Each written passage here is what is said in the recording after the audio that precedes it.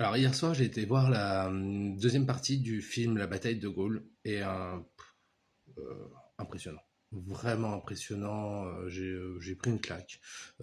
Concrètement, j'ai déjà beaucoup aimé la première partie et je trouve que la deuxième est vraiment dans la lignée.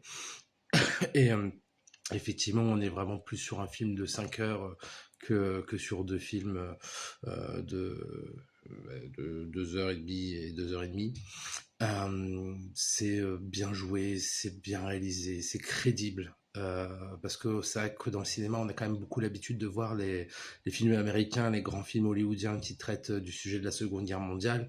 On a souvent l'image du grand public qui pense que les films français sont pas capables de faire d'aussi grosses productions.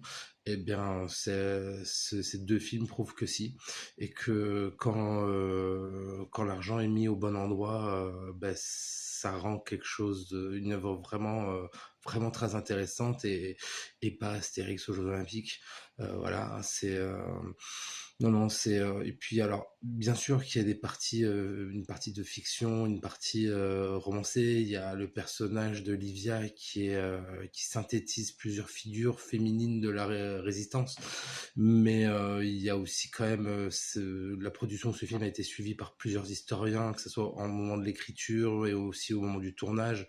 Euh, les acteurs se sont beaucoup basés aussi sur les archives qu'ils pouvaient avoir, enfin, lorsqu'il y en avait. Alors pour le personnage de De Gaulle, il y en avait. Bien sûr, sur celui de Jean Moulin, par exemple, il traîne juste un enregistrement de mauvaise qualité, mais l'acteur enfin, l'interprète à merveille. J'ai appris aussi, alors, même si je suis très intéressé par l'histoire, notamment sur la période de la Seconde Guerre mondiale, qui est une période qui me passionne. J'ai encore appris plein de choses.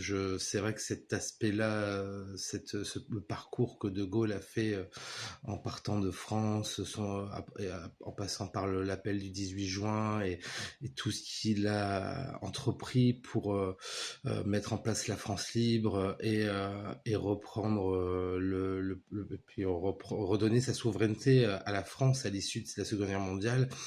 Je crois que j'avais pas conscience à quel point à plusieurs moments clés ça n'a tenu qu'à un fil et et du coup ça en rend une histoire épique, impressionnante et et ouais, vraiment j'invite tout le monde à aller voir ce film qui est vraiment, enfin ces deux films hein, qui sont extraordinaires.